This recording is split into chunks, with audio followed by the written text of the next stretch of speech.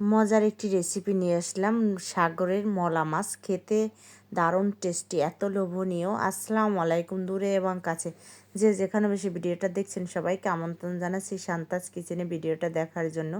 ভিডিওটা ভালো লাগলে অবশ্যই লাইক, কমেন্ট, সাবস্ক্রাইব, শেয়ার করবেন। দেখেন মলা মাছগুলো ভালো করে কেটে নিয়েছি, তারপর ছোট ছোট করে পিস পিস করে আলু কেটে নিয়েছি। তারপর এটা ভালো করে মেখে নেব হলুদের গুঁড়ো, মরিচের গুঁড়ো, লবণ দিয়ে একদম ভালো করে মলা মাছটা মেখে নিচ্ছি। দেখেন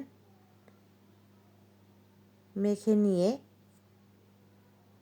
কিছুক্ষণ রেখে তারপর একটা ফ্রাই প্যান দিয়ে ফ্রাই প্যানে তেল দিয়ে নেব।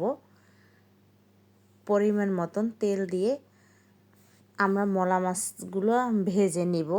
মলা মাছগুলো আসলে ভেজে রান্না করলে খেতে এত টেস্টি, হয়তো এই মাছটির তেমন একটি দামও না, খেতে আসলেই অসাধারণ। এটাকে সাগরের মলা বলা হয়। পুকুরের মলা মাছ খেতে অনেক ভালো লাগে। দেখেন ভালো করে কড়া করে আমি ভেজে নিয়েছি। প্রত্যেকটা মাছ এক পিস এক পিস করে ভেজে নিয়েছি। তারপর আমরা আলুগুলো সুন্দর করে ভেজে নিয়েছি। ভেজে নিয়ে তারপর এখানে মশলা দিয়েছি।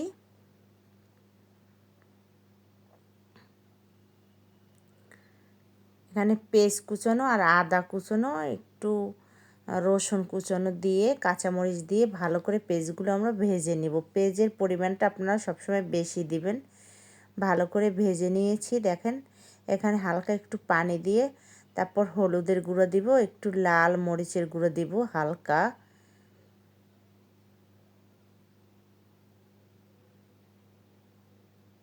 একটু হালকা লাল মরিচের গুঁড়ো দিয়েছি। এটা দিয়ে ভালো করে কষিয়ে নেব।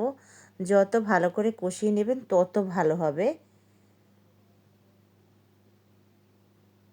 আমি সব সময় বলি, আমার প্রত্যেকটা রেসিপিতেই আপনারা দেখবেন যে আমি যত কষিয়ে নেবেন তত ভালো লাগবে। রান্নার আটই হয়েছে, যত কষিয়ে নেবেন তত ভালো লাগবে। একটু পানি দিয়ে মাছ আর আলুগুলো ভাজা এগুলো দিয়ে এখন আমরা ঢাকনা দিয়ে 20 মিনিটের মতন রান্না করে নেব। 20 মিনিট পর আবারও দেখেন ফিরে আসলাম। তারপর 20 মিনিট পর আবারও এভাবে ঢাকনা দিয়ে আমরা পুরোটা রান্না করে নেব। আবারও 20 মিনিটের মতন রান্না করব।